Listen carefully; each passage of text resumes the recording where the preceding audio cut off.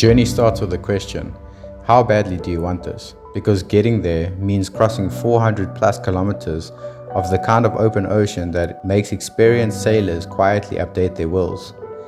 The Indian Ocean doesn't mess around out here. Swells that have been building for thousands of miles arrive with mathematical precision, the kind that makes you appreciate physics while cursing it. The charts, actual paper charts, because GPS is adorable, but batteries die, are decorated with symbols that haven't changed since Portuguese sailors were getting lost out here 5 centuries ago. Crosses, lots of crosses. Each one represents a ship that discovered the hard way that coral reefs and wooden hulls have fundamentally different ideas about coexistence. Tugboats, racing yachts, fishing vessels. The atoll has an appetite and it's not picky. When the islands finally materialize on the horizon, you almost laugh. After all that, the planning, the expense, the low-key terror of the crossing, you're looking at fragments of land that barely clear 6 meters above sea level. 50 scattered islands, nearly 200 square kilometers of coral reef, fewer than 200 visitors per year, and most of those are fishermen who know better than to get in the water. And there's a reason for that. Here's the thing that nobody mentions in those romantic surf exploration documentaries. When you're the only surfer in pristine waters that are absolutely teeming with marine life, you're not always at the top of the food chain. The sharks here aren't curious, just checking you out variety. Bulls, tigers, the occasional great white, who apparently didn't get the memo about tropical water temperatures. They patrol these reefs like they own the place, which, let's be honest, they do. The local fishermen rotating through their remote stations on what can only be described as a character-building work schedule have stories. The kind told in low voices with meaningful glances at the water.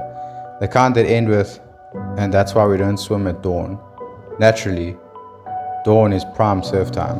You learn to surf with a particular kind of awareness. The shadow in the channel? Probably just a coral head. The bump in the water behind you? Almost certainly just a wake from your last turn. The sudden absence of fish? Time to paddle in, casually, don't splash. The waves? Oh right, the waves. But let's talk about why you're ignoring every survival instinct your DNA has spent millions of years developing. The reef structure here is absurd. 50 kilometers of coral formations carved by eons of wave action into something that seems mathematically impossible.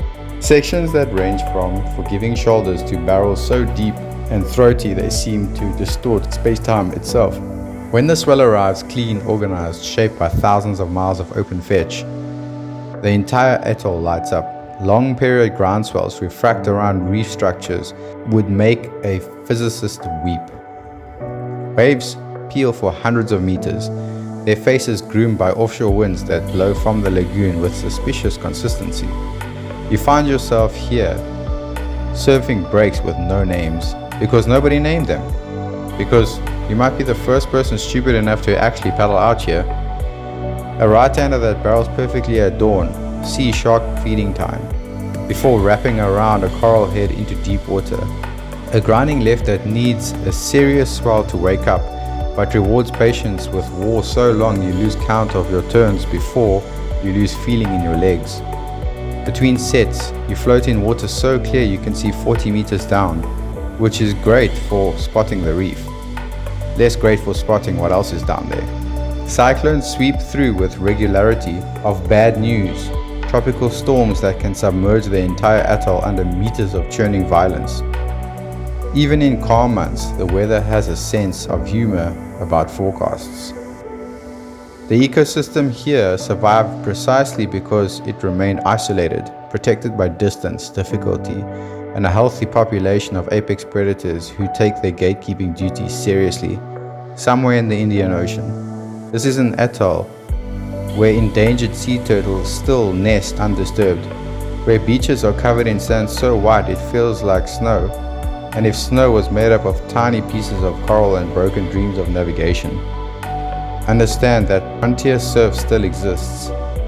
Beyond the mapped breaks and the travel guides and influencer-approved destinations, there are still places where the Indian Ocean dictates terms, where every wave is earned through respect, preparation, courage, and a concerning disregard for personal safety.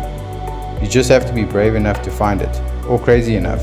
The fishermen who work out here, they're pretty damn sure it's the second one. And honestly, from where they're standing safely on dry land, having made peace with the sharks long ago, they might have a point.